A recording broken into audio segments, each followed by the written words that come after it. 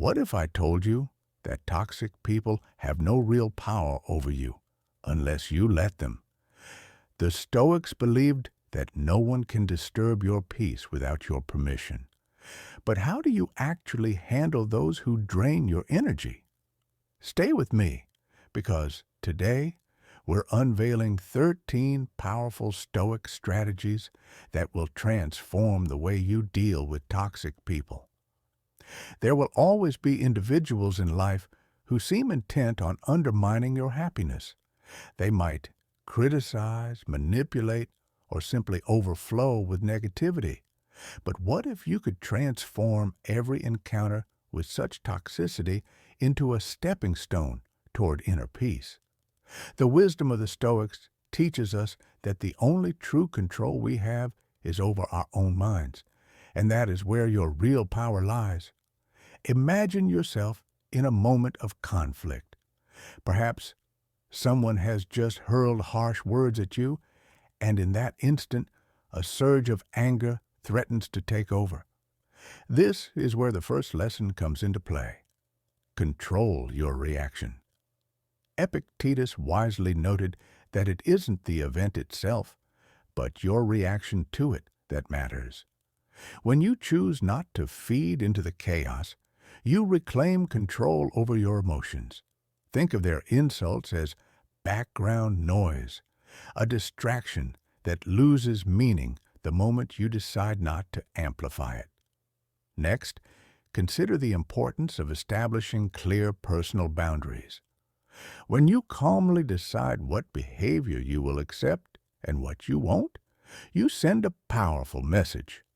Marcus Aurelius reminds us that your mind is a fortress, impervious to outside events unless you allow them to breach your inner walls.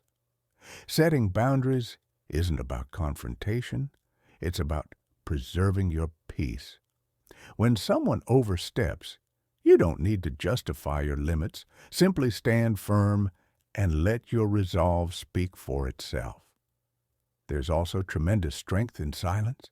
The Stoic philosopher Seneca taught that silence can be far more potent than any retort.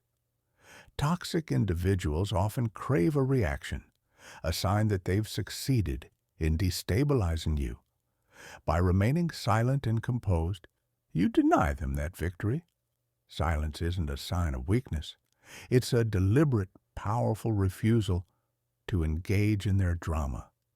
In moments when the sting of an insult calls for retaliation, remember that seeking revenge only binds you further to the cycle of negativity. True strength lies in your ability to remain indifferent. The desire for revenge is a trap, one that only serves to keep you emotionally entangled. Instead, let their actions roll off you like water, focusing on your own progress and well-being. Every time you rise above the urge to retaliate, you reaffirm your inner strength. A core principle of Stoicism is focusing on what you can control. You can't dictate another's behavior, but you can always choose how to react. This shift in focus, from external chaos to your internal state, liberates you from being a slave to others' negativity. Concentrate on your thoughts, emotions, and actions. They are the one domain where you hold absolute power. It's also crucial not to take toxic behavior personally. Often, the venom of another is more a reflection of their inner struggles than an attack on your worth. When someone directs hostility your way, pause and ask yourself what inner turmoil might be driving their behavior.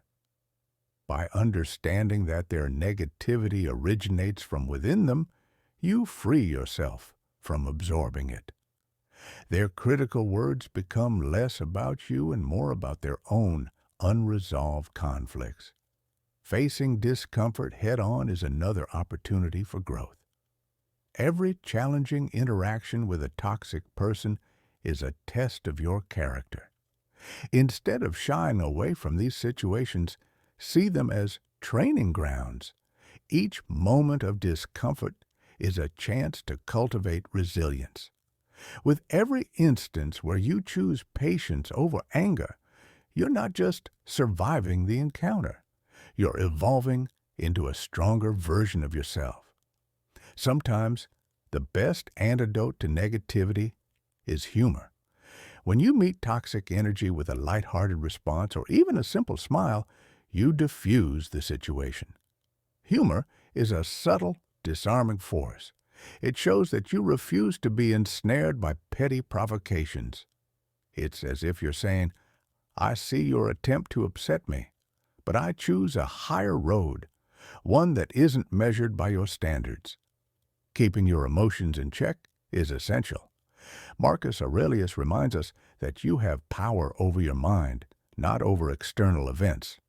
By maintaining a calm, collected demeanor, even in the face of provocation, you frustrate those who seek to incite anger. This emotional regulation is not about suppressing your feelings, but about channeling them wisely, so they never dictate your actions. At times, detaching yourself from the situation can be the wisest move. Imagine stepping back from the fray, viewing the interaction as an outsider. This mental detachment allows you to see the toxicity for what it is, a transient moment that doesn't define you. When you distance yourself, you